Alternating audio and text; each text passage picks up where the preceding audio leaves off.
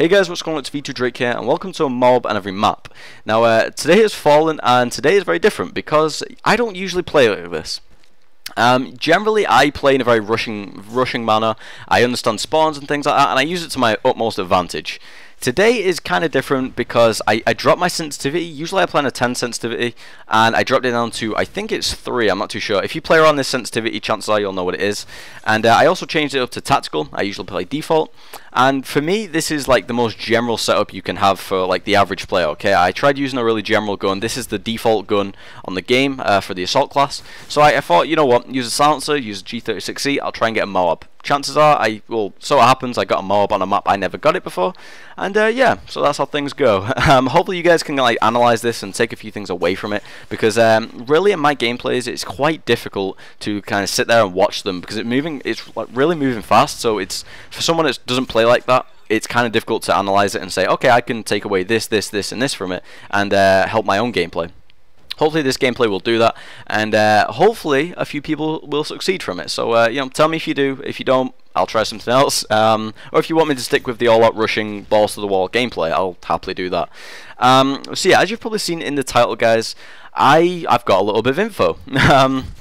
So it's to do with Black Ops 2. I don't know the name for it. That's the name people are kind of giving it because Black Ops was very successful, and it makes no sense for a company to develop a game, then it be really successful, and then not develop a sequel for it. Okay, in this day and age of gaming, it's completely unheard of. Usually, for example, Minecraft is like an old school reason. Minecraft was really successful, and the developers behind it, Mojang, they decided, yeah, we don't want to do a sequel to Minecraft. We want to do something else. So then they went on to develop Cobalt, published Cobalt, should I say?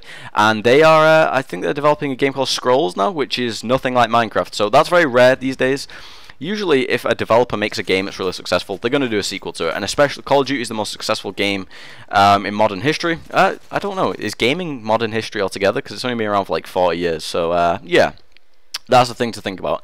Anyway, some little insider info, and this isn't anything special. I used a general journalism tip, okay? So, story goes that when I was in college, I was studying game development, and I kind of liked all aspects of gaming. I liked development, I liked playing them, and I liked journalism.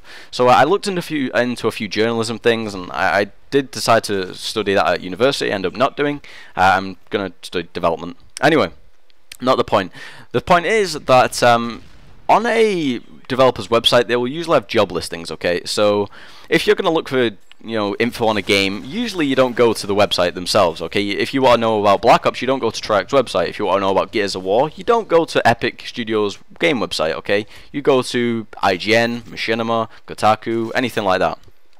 And what I found is they're actually a really good resource if you go to these websites, because if you go on job listings, it'll come up with a list of jobs, and what they have to do, they have to list what you will be doing in that job. They can't lie about it. So if you, like, for example, the one I found, the best one I think you guys really want to know about is multiplayer designer. And this is really important. I'm just going to read it out to you guys because I've got it right in front of me. And it says, it gives you a short description of what you'll be doing on every job you apply to. It doesn't matter if you apply to Apple, Microsoft, Treyarch, for example. It doesn't matter, anywhere you apply, you'll always get a description. So this is a really generic, short description about the company and what you'll be developing. So come join the team responsible for the award-winning Call of Duty, World at War, Nazi Zombies, and most recently Black Ops. Treyarch is focused on delivering high-quality, fun, and leading-edge games for Xbox 360, PlayStation 3, and Windows PC platform. Our extensive infrastructure, investment in next-generation tools and technology, and strong leadership provides a solid foundation to continue pioneering great new titles for years to come. Now the rest of it is just it speaks a little more in depth about Call of Duty. So it says, we are seeking a talented gameplay designer to join our multiplayer design team. Working with high-level design direction, you will design, develop, and tune game mechanics and features, health, damage, challenges, perks, kill streaks, spawning, and more. The ideal candidate will have an excellent aptitude for critical thinking, analysis, superior people skills, and a strong desire to make the best games possible.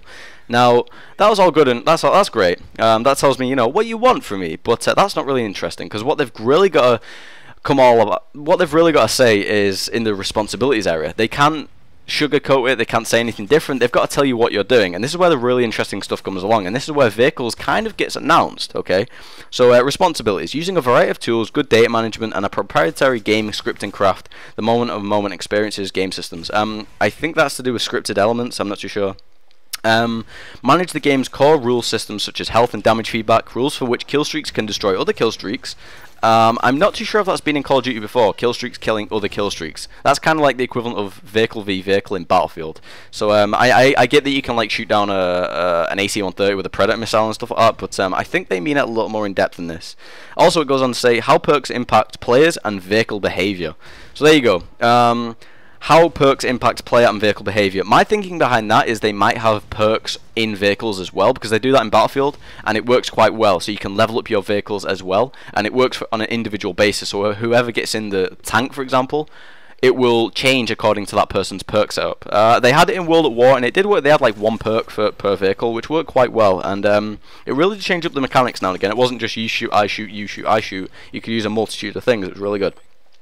And it goes on to say, these, I don't think they're that important, but working with systems designer, co-develop and solid game reward mechanic that keeps players engaged and feeling satisfied without giving players over advantage over others. Now, David Van der Hart, the creative director at Treyarch, said that, I think that's his job title actually, I'm not too sure, you have to check, but on Twitter he said he was asking people that what do they like the reward system in Black Ops, and he was comparing it to Modern Warfare 3. So for example, in Black Ops you used to buy weapons, in Modern Warfare 3 you level everything up, and he was talking about did people like it.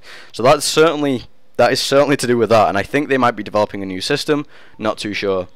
And then at the end it just says, review all gameplay mechanics on a consistent basis, work through production, develop a series of next steps to bring these experiences to a AAA quality. So yeah, that's kind of that. It really interested me because I did like vehicles in World at War, and I do like vehicle gameplay in Battlefield 3, so it should be kind of cool, and I was actually really interested. I wanted to tell you guys, because I don't mind vehicles as long as it's toned down, because I don't want Battlefield meeting Call of Duty. That would suck. Okay, that's like MAG or something. No. What you guys think, tell me in the comments below, and peace out.